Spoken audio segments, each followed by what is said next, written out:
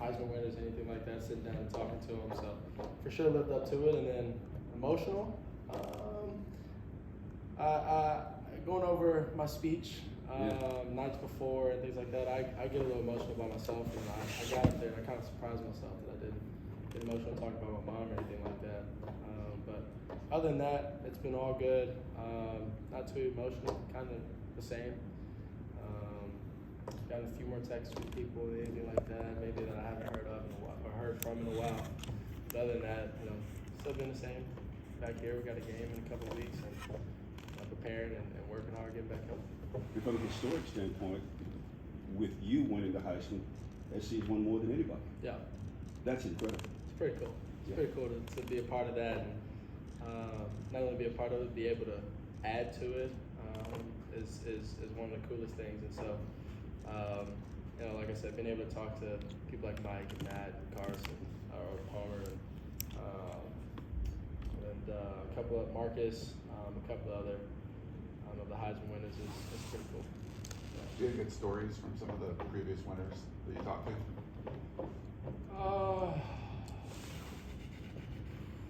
Previous stories. I don't know if I want to tell their stories. Or just their Heisman experience. Did they share anything? Yeah, so they shared a few things. They shared when you're here for this weekend. It's normally once in a lifetime opportunity, especially when you win. And also keep smiling, be happy that you're here. Because like I just said, they always said it's normally a once in a lifetime opportunity for a player to go win a Heisman. And so to be in that moment, no matter how much sleep I had. I kept a smile on my face. I was happy to be there, and really, really grateful. You look back on that moment. What stood out to you the most, besides obviously winning the Heisman? But what stood out just leading up to that moment, you winning a Heisman? The preparation that went into it, from the speech to the outfit to the outfits. The type of suits and all of that. The appointments that I had to make. While I was there and get to be there on time. And then one of the other things that I was being able to, I don't know if the weekend would have been as fun, for me at least, if I didn't have my 8 lineman there. Something that I could, there was a dinner that we were at, and it was towards the end of it, and I was asking Katie if when can we go see the offensive lineman, because I wanted to go hang out with them, because that was their first night, everybody being in, and so they made my experience a lot better than would have been. You have a very unique fashion sense. So what went in as far as just the creativity, as far as you like you said, suits plural. Yeah. Going into that. Always, when you step out the house, you step out somewhere, you want to go out, anything like that. You always want to look your best, and so that was the main point, is that I wanted to look my best, but also be appropriate for the Heisman. I didn't want to come in some cut off slack shorts, anything like that. I wanted to come in a full suit, but I also did want to dress to how I dress and it fit my personality. Caleb, can you take us through, after you win the award, you accept it, what's the rest of that night like for you, or what kind of happened since? Yeah.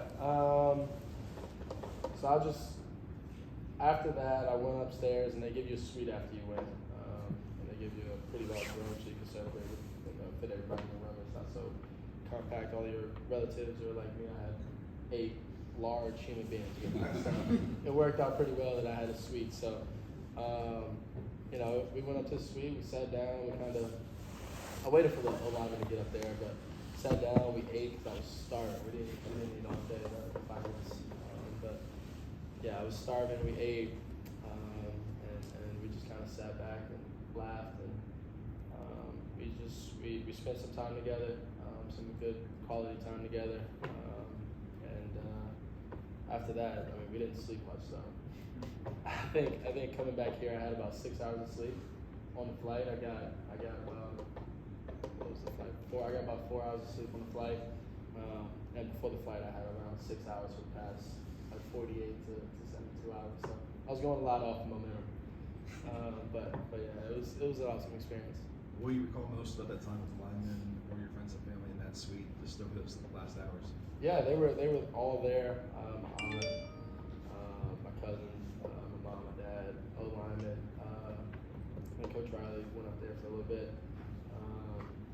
and so Katie was there, and we were all kind of just enjoying the moment, just mainly because of where USC has came from these past couple years. It's been pretty tough, and most of the linemen have been through the tough times here, and so being able to enjoy that moment with them, and all the hard work that we put in over these past 12 months has been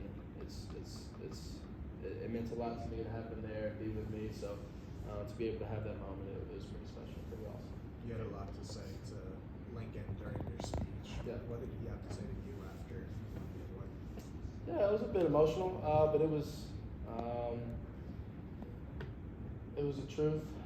Came from the heart, and you know, he was happy for me. He was grateful. He was happy to be there with me.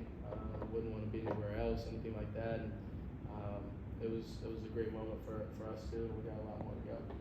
You've been an active recruiter since you've got to USC. Mm-hmm. Are people more receptive to that pitch now? Yeah, they might listen a little bit more, and also me just telling them. I mean, I shoot it to them straight. Obviously, they can't join us for the bowl game, so I shoot straight at them. I go and say, if you're not coming here and focus on our team goals, don't come. And if you want to, you know, offensive lineman, wide receiver, offensive wise, if you want to come play a good group of guys, come on and let's work. If you're not coming here to work, you're not coming here to reach our team goal at the end of the year in January, don't compete on. Caleb, How much here's recruiting how- do you do with the current team in the transfer portal? Like the guys that are already on the roster. Whoa. You try to recruit the guys that are here on the team right now to make sure they stay, with not going to the transfer portal. Is that something you do too? Yeah, I mean that comes with relationships and what we built over the past 12 months. A lot of that comes from that, and then also, you know, having conversations with them and real conversations that, you know, we want you here. We love you, obviously, as teammates. We want you here with us. You've been here with us from the start. Anything like that, but it also is a personal thing that you have to do because everybody has their own dreams and goals. And like I said in my speeches, you know, don't change your dreams, and that's one of the main things. So if you have a dream and you're not, you know, being able to reach that dream here, might need to go somewhere else. But we recruit to keep all of our guys here, and that also comes with the culture thing that we've been building here at USC. We haven't had many guys. We've had a couple guys leave, but you know, some guys going pro, some guys are thinking about staying, some guys have already left. But you know, some people have to make decisions for themselves at some point, and so you know, we've done a good job with the guys we have here, and we're working for this bowl game. How's your hamstring doing? And speaking of the bowl game, are you still confident that you'll be able to play? Yep, I'm doing well. Hamstring's doing well, and I am confident that I will be out there. By the time Saturday came, everyone just kind of presumed that you were going to be the winner. But when that moment came for the announcement, was there any suspense for you? There wasn't any doubt because I believe in myself and, you know, what I've done this year and what I've done with these guys. But when she handed the paper to coach after saying, "Here's our Heisman winner," and then handed the paper to coach, and then coach had a joke. I'm not a nervous person, but my heart started to pump a little bit in that moment. But as soon as he called my name, it all went out the window and went up there and delivered the speech. You talked about that outfit reflecting your personality. For people that are watching this that aren't necessarily following your football career, what is your personality? How would you describe yourself? As in my fashion, or are we talking No, about? just in general. However, you know, I know I read on your website you said you're well-rounded, and then you listed about 10 things. I think this might have been from last year. Yeah. Fashion, investing, technology, digital currency, cars, art, film, social justice. I mean, give people a sense of who you are. Yeah, a couple of those things. I was actually just talking about cars and architecture and housing last night with one of my friends, and you know, a couple of things that I like and love. So just I'd say a unique because I mean I paint my nails. I sometimes dress a little funky that other people might not like, and you know, I believe in myself. I trust in myself. I know who I am, and you know, I go about my day every day and I'm okay with the man in the mirror. Like I also said in my speech, I'm okay with that guy that I'm looking back at.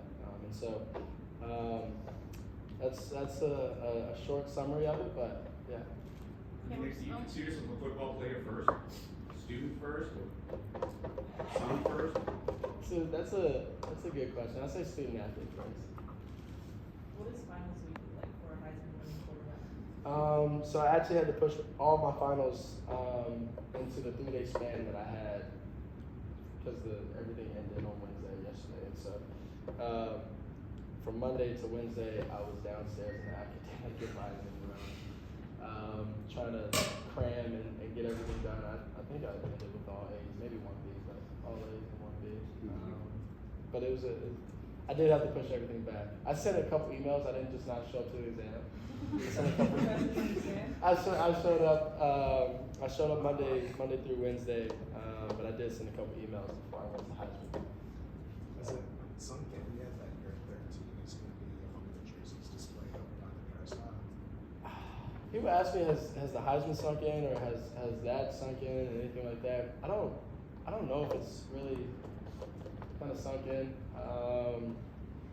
It's like I know it. Like I know it's gonna happen. I know that I have a Heisman sitting in my apartment right now, and I see it when I wake up. But I don't know if it's really sunk in. I think many years down the line, or maybe next year, or years to come, or whatever happens when they put my jersey up, or whatever the case may be, maybe.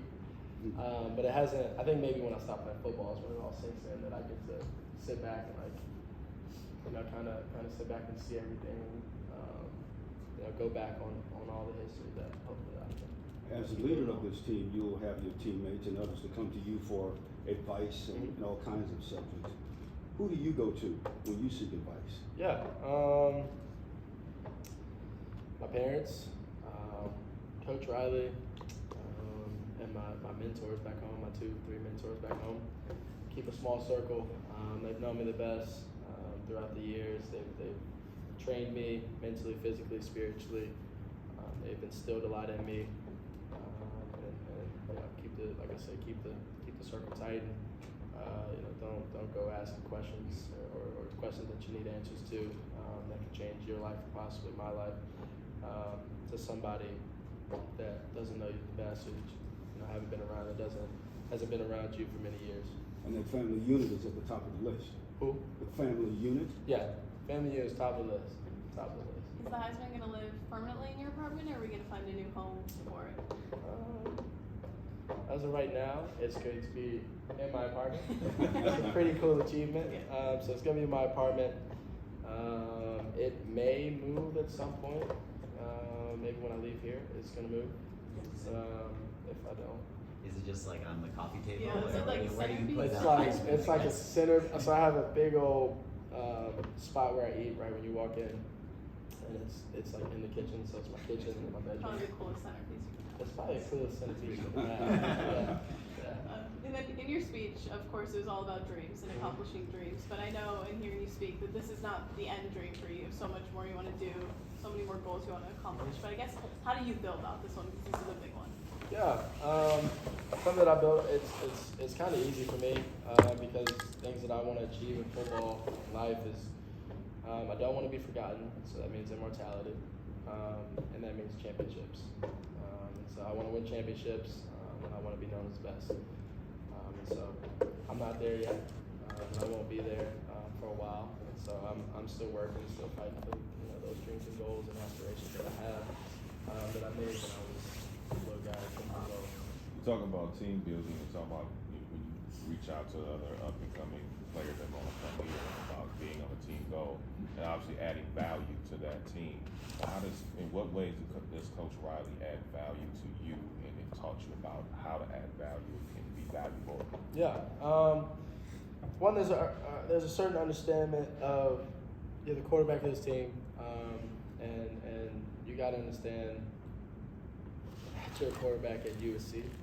There are certain things that come with that, and being a leader, being accountable, showing up, and not only showing up because it's only 50% showing up and working, things like that. It it comes along with being in this role. And then also, I mean, there's times where you need someone like a Coach Riley, someone that you trust to like, today wasn't your best day yet, this, and this. And then there's also a certain understanding of, like, I want to be the best. And so I go into Coach Riley's office, and, you know, he might tell me this one thing that I wasn't doing well this week. And so I go and fix it the next week.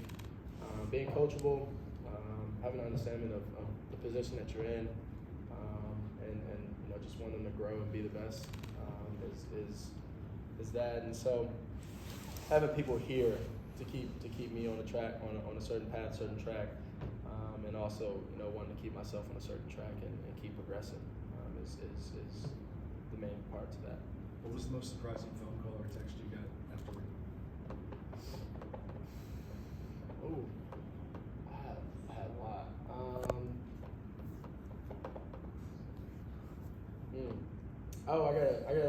I wasn't expecting this. I got a text from Kurt Warner. That was a pretty cool text. I got a text from him, and, you know, congratulating me, but also, you know, if I want to get any work in mentally on the film side or anything like that, just let him know. And so, yeah, that was probably the coolest text.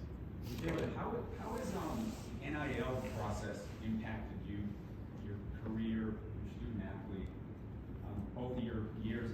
This is when it's gone into effect. Is that a big factor in your life? I mean, I would say it's a big factor, just like anyone that has a career in something, and you know, it pays for my apartment, and it lets me, you know, be a man and, you know, be on my own. My parents always say when you pay your own bills and do things like that, you're grown now. And obviously, I'm not fully grown because I still have to answer my parents sometimes, but yeah, I mean, it allows me to pay my own bills and everything like that. So I would say it's made a pretty big impact if you get to pay your own bills and your parents don't have to do anything for you. But I mean, I also use it to help my teammates and give back to them and all the hard work that we put in, because not everybody's in the position. Like I said before, not everybody's in this position, and there's a certain understanding of the position that I'm in, that I can do certain things like give back to my teammates and help them out in any way possible. If I can bring them in on a deal, if I can, give a pair of beats to the whole team or a couple pair of beats to the whole team, if I can take a few of my, take Travis or take, Travis, Gary, and Kyron to one of my commercial things, and they be a part of it, and they get, something from it. It's one of my favorite parts about it. So, being able to pay for my own things, and then also be able to bring my teammates in and help out my teammates is what I've done since this whole NIL storm has come upon us. So, You probably have access to guys who have won it and then come back to school. Have you sought out any advice from them or heard any advice from them on how to handle coming back and going for the second one, maybe? Not really. I have to come back, even if I didn't want to. I do want to, but I haven't won a championship yet. So I wanted to come back, but I haven't really received anything from them. I mean, next year I'm going to work harder. I'm going to do more mentally, physically when I'm out there, and I'll be back in New York and hopefully in the national championship next year. So Thank you, Caleb. thank you. Thank you. Awesome. Thank you.